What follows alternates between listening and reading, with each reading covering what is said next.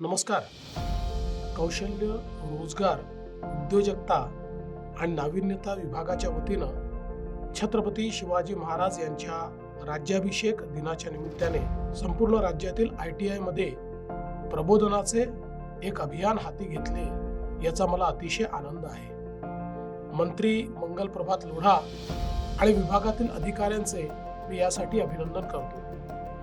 छत्रपती शिवाजी महाराज हे आपल्या सर्वांसाठीच प्रेरणास्थान आहे. शासन प्रशासनापासून ते जलसंधारण पर्यावरणापर्यंत साऱ्याच विषयात त्यांनी केलेलं कार्य हे आजही शिकण्यासारखं आहे. 5 विषयांची निवड करून त्यावर नामवंत वक्त्यांची व्याख्याने राज्यभरातील ITI मध्ये आयोजित करण्याचा हा उपक्रम छत्रपती शिवाजी महाराजांच्या शिकवणीला अनुसरूनच आहे असे मी मानतो. नागरी कर्तव्य आणि राजशिष्टाचार, कुटुंब प्रबोधन, स्वदेशी विचारांचा प्रसार, सामाजिक समरसता आणि पर्यावरण संतुलन या 5 विषयांची निवड आजच्या समस्यांना धरूनच आहे.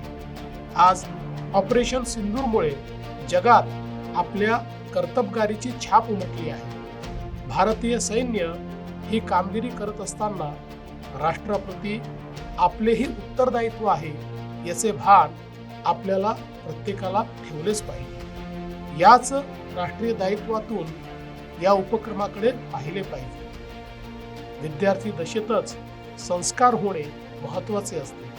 त्यामुळे केवळ उपक्रम म्हणून याकडे पाहू नका.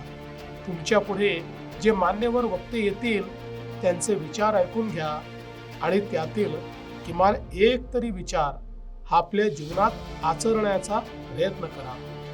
तुमच्यापैकी प्रत्येकाने हे केले तरी ती राष्ट्राची मोठी सेवा ठरेल. याच उपक्रमासोबत ITI मध्ये नाविन्यता प्रदर्शने आयोजित करण्यात येत आहेत. यात माजी विद्यार्थी आणि स्थानिक उद्योजकांचाही समावेश आहे. याचा विद्यार्थ्यांना मोठा लाभ होईल ही मला खात्री आहे. पुन्हा एकदा या उपक्रमाला खूप खूप शुभेच्छा. जय हिंद, जय महाराष्ट्र.